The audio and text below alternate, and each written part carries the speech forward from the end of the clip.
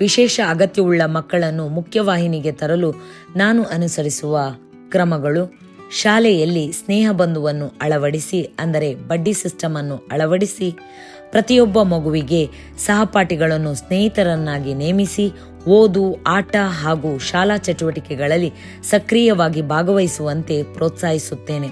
ಗುಂಪು ಚರ್ಚೆ, ಕತೆ, ಚಿತ್ರಕಲೆ, ನಾಟಕ, ನೃತ್ಯ, ಕ್ರೀಡೆ ಹಾಗೂ ಸಾಂಸ್ಕೃತಿಕ ಕಾರ್ಯಕ್ರಮಗಳಲ್ಲಿ ಅವರ ಸಾಮರ್ಥ್ಯಕ್ಕೆ ಅನುಗುಣವಾಗಿ ಅವಕಾಶವನ್ನು ಕಲ್ಪಿಸಿ ಸಾಧನೆಯನ್ನು ಸಾರ್ವಜನಿಕವಾಗಿ ಶ್ಲಾಘಿಸುತ್ತೇನೆ. ಯೋಗ, ಕರಕುಶಲ, ಜೀವನ ಕೌಶಲ್ಯ ಹಾಗೂ ಸ್ವಚ್ಛತೆಯ ಅಭ್ಯಾಸಗಳ ಮೂಲಕ ಆತ್ಮವಿಶ್ವಾಸವನ್ನು ಬೆಳೆಸುತ್ತೇನೆ. ಪೋಷಕರ ಸಭೆಗಳು, ಶಾಲೆ ಮನೆ ಸಮನ್ವಯ, ವೈವಿಧ್ಯತೆಯಲ್ಲಿ ಏಕತೆಯ ಕುರಿತು ಜಾಗೃತಿ ಕಾರ್ಯಕ್ರಮಗಳು, ವಿಶೇಷ ಚೇತನರ ದಿನ ಮತ್ತು ಒಳಗೊಳ್ಳುವಿಕೆಯ ವಾರವನ್ನು ಆಚರಿಸಲಾಗಿದೆ.